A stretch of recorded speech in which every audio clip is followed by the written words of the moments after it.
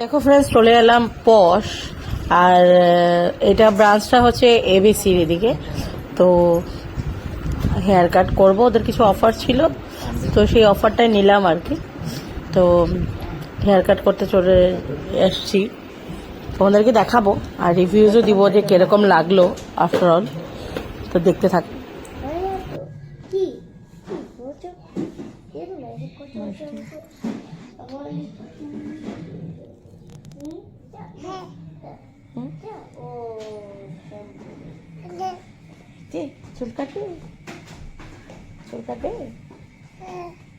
তো দেখো, এখানে ছিল আমার একটা প্যাকেজ ছিল, মিনি প্যাকেজ, যেটার মধ্যে haircut plus hair spa ছিল। তো আমাকে আগে স্পা করার জন্য নিয়ে গেল। তো অ্যাম্বিয়েন্সটা সুন্দরই, কিন্তু একটু কোজি আছে আর ভালোই লেগেছে। ইন্টেরিয়ার্সগুলো সুন্দর, স্টাফ আছে, but staff they are not that much responsible, যেটা আমার ফিল হলো।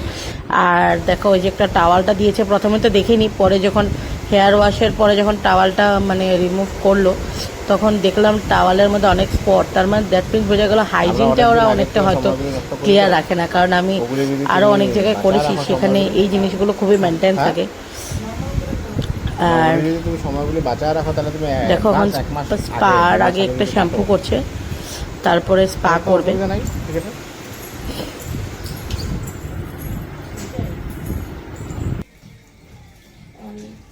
ইচ্ছা ছিল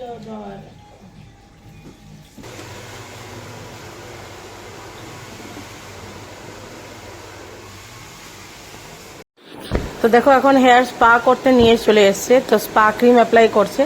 তো ক্রিমটা খুবই কম কোয়ান্টিটি নিয়েছে, মানে যতটুকু চুলের জন্য প্রয়োজন ছিল অতটুকু অ্যাপ্লাই করেনি বলেই আমার মনে হলো। কারণ ক্রিম ভালোভাবে ইউজ করার পর অনেক জল স্প্রে না করলেও চলে যদি ক্রিম ভালোভাবে ইউজ করে।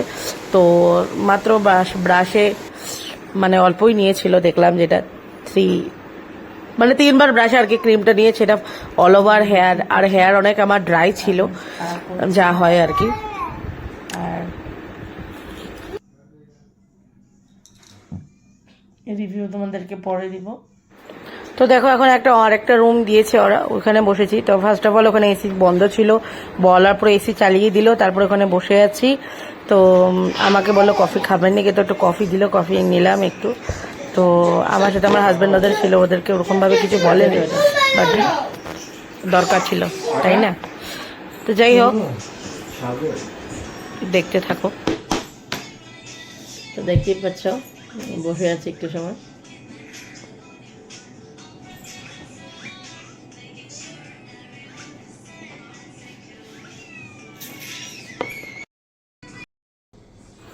তো দেখো, হেয়ার ওয়াশ করার পরে এখন হেয়ার ড্রাই করে হেয়ার কাট করবে, বাট স্পা করার পরে স্পায়ে যেটা আমরা হিট দেয় সেটা দেয়নি। তো হেয়ার কাট করলো, I am not satisfying that much, but ওকে হয়ে গেছে যখন, কিছু করার নেই। দেখো, জানাবে কেমন লাগলো।